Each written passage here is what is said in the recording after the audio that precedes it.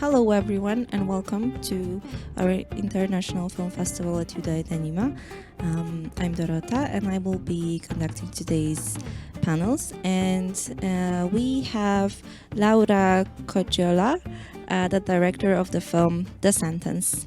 Hello Laura. Hi, how It's are great you? to have you. So I wanted to ask about this movie. First of all, what was the first thing that you wanted to do? Because how did you came up with this idea of portraying both this tale and also portraying it this specific way? So how did the idea came to you, both of them? Well, first I want to thank the festival and everyone involved for this opportunity to be talking to you today. So, Mm. the sentence was much inspired by La Jetée by Chris Marquet. And, well, I first watched La Jetée in 2016 and I got really inspired. I wanted to make a photo novel, as he calls it, or photo filme, how we say it in Brazil. But I couldn't figure out really what story to portray it in. And later in 2017, I read this tale that is also called The Sentence by Wu Chang Gang, and I just thought it was a perfect match. Maybe, I don't know. Um, I wanted to make a romance, and the tale by Wu Chang Yang is it's full of metáforas. I don't know how to say that in English. I'm sorry. That's good. Okay. Metaphors, yeah. And metaphors. Oh, and so I adapted to this tale of two girls, and I think they're much inspired in La Jetée. Actually, it's really close in the style and also a way of portraying, or a way of taking the pictures. Maybe. Well, I had to think a lot about about what I wanted. I drew all the storyboard, and I was really inspired by other photographers and other films stills. I would take prints of the screen, watching other films, and I would um, search in other photographers' works, things that could work in my film. So I had almost every plan, every shoot that that we took was really thought about. Mhm. So that was, I mean, it involved a lot of uh,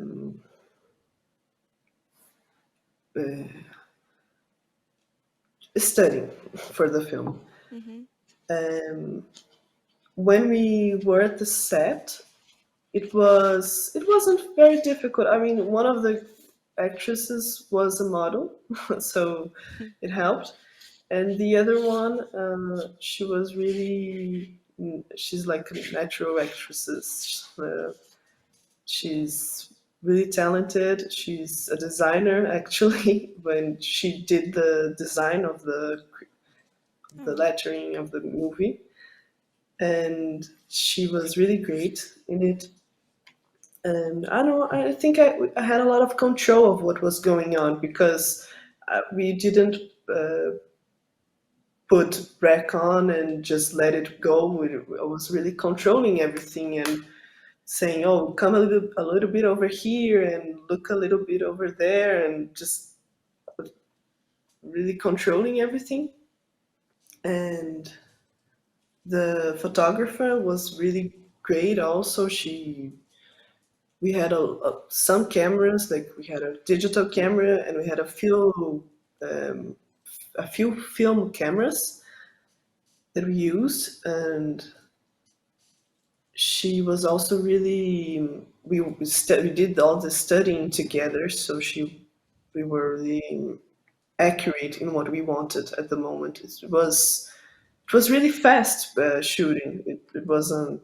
I mean, we had a lot of days because it was many locations, but everything was really fast. Like 2 hours of shooting, and we had it. Great. And another thing, also going back to the idea and to the tale, was the romance, the tension between those two characters also in the original tale that you were inspired by, but or was it something that you wanted to portray and you put it in the story? Yes. No, the original tale is about an emperor and Chinese emperor in the 16th century, and he he dreams with a dragon that tells him that the next day would be the day of the dragon's death, and that the dragon would be killed by a minister of the emperor. So the emperor and the dragon asks the emperor to help him, and the emperor says he would. So the next day he calls this minister and keeps him very occupied all day so he wouldn't have time to kill the dragon. And in the end of the day, he calls the emperor to um,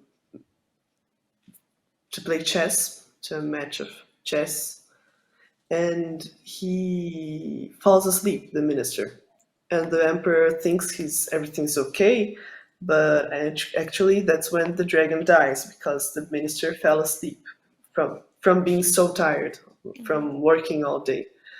And I thought that this metaphor would really go well with romance. I mean, trying to control or trying to invade someone else's space, and this lesson about something that is not possible. It's not possible for you to enter this other world of the dreams of other people. And and sometimes I think it's something you desire, and you get frustrated sometimes from that impossibility. And so, well, I choose these. My friend that was a designer, she to act, and found and looked out for other girls, and um, find out the Lais, who is the other actress, and well, that's it. I think it worked out best this way. Yeah, yeah, that's a great combination. I must say. And the other thing I was wondering, how was the music made? Because it also fits perfectly for the story and for the images, and it works so well. And how was it? How was it made? And was it also something that you had to say a lot of it, or was there someone else? Yes. So just one second. I'm going to take off a little bit this because I'm Okay, hearing myself and really okay, getting sure, sure. difficult. So I'm going to speak like this, and when I finish, I put it back on. Okay, sure. Um, oh, I can hear. It's okay like this for me.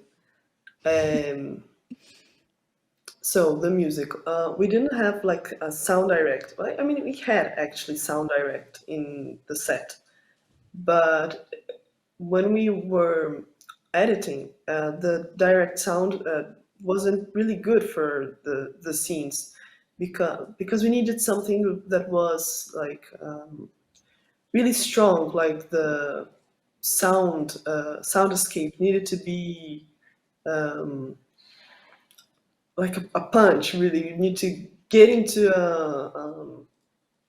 scene, and all the sounds of that ambient should be really loud for it to make sense, because the pictures, well, it's different when you have video.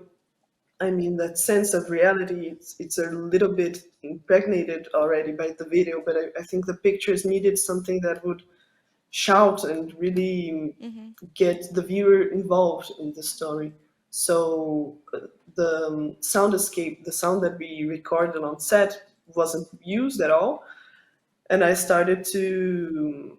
editing, and I started to search for sounds on the internet, and I found out a lot of archives online that you can use for free. So I got all the sound escapes that I wanted, and on the editing, I started using musics that I liked, like from some artists that I thought that, like Hiroshi Yashimura, I think it's his name. It's some artist from the ambient music. Some music from Yola Tengu, some music from I can't remember now. But well, I used a lot of musics that I liked, and that had this used of ambient elements in the music. And I also started to download everything that I thought was interesting, like water and cars and wind, and creating this soundscape. But after I had Tomas, which is the sound, he did the original tracks for the movie. He used some of the things that I was using in editing to create new musics, because we couldn't use them, well, Yola Tango and the other artists, because it would be too expensive. Mm-hmm. I also used like um, bits from Bergman movies, like scenes that looked like it would be just perfect for my movie, and I incorporated them. And afterwards, Tomas, he created new tracks from there. And I mean, his tracks are almost present the whole duration of the movie, like from beginning to end, and they mix with the soundscape that I created. They Mm-hmm. so it was almost like 6 months of work. I don't know. It's the pandemic started when I was finishing editing, when we were beginning to create the soundscape and beginning to enter that phase of the movie. So we kind of had more time than we imagined we would have to create this all of these sounds, and I'm really proud of the work. I think it's really good right now. Yes, yes, it is, and I also think that. So thank you very much. Thank you for sharing all that, and thank you for being with us on the festival. And hopefully, we'll see each other maybe next year in the real world. Yes, thank you. I hope so, and I'm eager to watch all the movies of the festival, Thank you very and much. to maybe go presently in the next year. Yes, exactly. That's what we're hoping for. Yeah. Okay, so have So a nice thank day you. then. Thank you. Bye bye. Bye.